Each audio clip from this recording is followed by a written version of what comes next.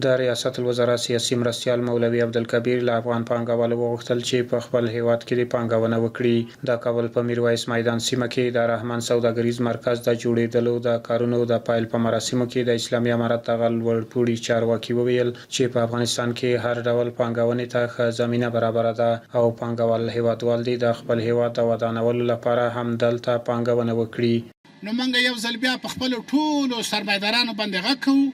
چې تاسو په افغانستان کې په ډاډه په اطمینان سره خپل سرمایه گذاري وکوي، خپل حلاله ګټه لاسته کوي او فقیر او غریب افغانان ته د کار لپاره زمينه برابره کوي. ښاغلي مولوي عبدالکبیر همدارنګه زیاته کړه چې په سیاسي برخه کې هم د نړۍ له هیوادونو سره ښه پرمختګ رامنځته شوی او اسلامي امارت له ټولو هیوادونو سره ښه تعامل او سیاسي اړیکو جوړولو ته تیار دی. دنیا که چیرته د افغانستان سره تعامل کول غواړي، د تعامل په مخ کې هیڅ مشکل د دنیا لپاره نشته دی، هیڅ مشکل نشته دی. که دنیا تشویش لري چې په افغانستان کې داسې ډلې ټپلې اوسېږي چې بیا به ممکن چیرته مشکلات را جوړ کړي. مخکې د افغانستان نه ته مشکل نه ده جوړ، ستا دعوه وه. اوس هم د افغانستان کې چون اسلامي نظام راغلی، اسلام د ځان سره د امن د سولې پیغام لري. اسلام چې دی هغه بشر ته ضرر نه رسوي، بشر ته ګټه رسیږي. د ریاست الوزرا سیاسي مرستیال همدارنګه زیاته کړه چې له افغانستان څخه به هیڅ کوم هیواد ته زیان ونه رسیږي. د افغانستان نه به د دنیا هیڅ ملک نه ګاونډ نه سیمې نه دنیا ته ضرر متوجه شي. د کابل ښاروالۍ مسؤلینو بیا د ښار د آبادۍ لپاره د لویو بنسټیزو پروژو د پلي کولو ژمنې وکړې او له پانګوالو یې وغوښتل چې په خپل هیواد کې د پانګونې وکړي. ما حاضر هستیم که در شب و روز برای سرمایه گذاران این را فراهم بکنیم که مانند این مارکت و مارکت های دیگر سرمایه خود را در آبادی کشور عزیز خود ما مصرف بکنند و به جایی که سرمایه را جای دیگه ببرن سرمایه‌شان در افغانستان بد بکنند و برای ملت مظلوم ما زمینه رشد اقتصادی و کار برابر شد. د کابل په میرویس میدان سیمه کې د رحمان سوداګریز مرکز په 14 پوړونو کې په اساسي ډول جوړیږي چې معیاري او پرمختللې اسانتیاوې به ولري. دغه ودانۍ به تقریبا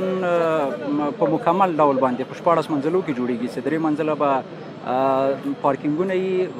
یعنی د دې لپاره چې موږ د شهري سهولت او د شهري نظم لپاره چې موږ د مشتریانو موټر دی باندې ونه درېږي پارکینګونه پورته جوړو او مکمل نور پورته به مارکیټ جوړیږي او په دې کې به هر نوع سهولتونه له طفلانه لباس فروشي شروع تر نورو لباس فروشي عمده او پرچون ته حتی تر رهایشي بخشو پورې هم موږ پکې لرو. تقریبا په 11 منزلو کې زموږ نقشه چې ده هغه تجارتي ساحه ده او له 11 پورته چې ده هغه د رهایشي منزلونو موږ پکې جوړو او د رهایشي لپاره موږ په دې کې گنجایش لرو. دا تجارتي مرکز چې تاسو یې نن د ودانیزو چارو د پرانستنې شاهد یاست په څه باندې یو جریب ځمکه کې په عصري او معیاري ډول د هېواد د مجربو انجینرانو لخوا طرح او ډیزاین شوی او کابل ښاروالۍ لخوا د کار اجازه ورکړل شوې ده چې ودانیزې چارې د ملي تجارانو هر یو حاجي صاحب مامور خان او حاجي صاحب عبدالکریم په پانګونې د قراردادي شرکتونو په مرسته او د عین الشان ساختماني او انجینري خدمتونو شرکت د مجربو انجینرانو او مسلکي ټیم په نظارت په پوره دقت او پرمخ وړل کیږي. یوازې افغانان کولی شي چې دا هیواد آباد کړي. راشئ او خپله سرمایه مو په دې هیواد کې بنده کړئ او له نړۍ سره یې سیال کړئ. د یادونې وړ ده چې په وروستۍ کې د کابل ښار په ډیری سیمو کې د خصوصي سکتور په همکارۍ د ښاروالۍ له لوري د ښار د آبادۍ او سمسورتیا بېلابېلې پروژې پلي شوي دي چې د کابل ښاریانو له هرکلي سره مخ شوي دي.